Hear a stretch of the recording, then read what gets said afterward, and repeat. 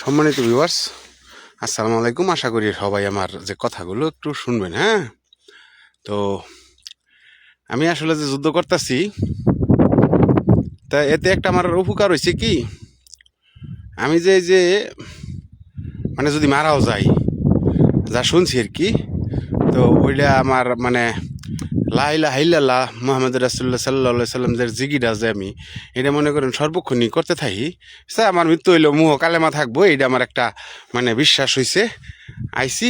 আর যদি বাচ্চা থাকি তো এইটারও একটা ফল হয়তো বা এই যে প্রতিটা জায়গায় জায়গায় মনে করেন যে লা ইলাহা ইল্লাল্লাহ লা ইলাহা ইল্লাল্লাহ জিকির করতেছি আর যাইতেছি সবসময় অল টাইম। হ্যাঁ, এটা বা অন্য কোনো কাজে থাকলে হয়তো বা করা হইতো না। তে এই যুদ্ধের উপলক্ষে মানে হরদম এই যে জিকিরটা লা ইলাহা ইল্লাল্লাহ মানে মানে একটা চিন্তা থাকে যদি মারা যায় কালেমাটা যাতে মুহ হয়, এই চিন্তা করি আর কি সবসময় চলাফেরা করতেছি। তো সবাই দোয়া করবেন, দোয়া রাখবেন আমার জন্য যে আমি কালেমার দাওয়াতটা ঠিক মতন দিবার ভাই। আসলে এটা একটা ফজিলত আমি শুনছি আগে, কিন্তু এটা আসলে সবাই বোঝানো সম্ভব না যে বিধর্মী দেশের মধ্যে কালেমা আসলে আমি পাঠ করে যাইতেছি, অন্য কেউ পাঠ করে কিনা জানি না, হয়তো নামাজ টামাজ পড়ে অনেকেই, ঠিক আছে।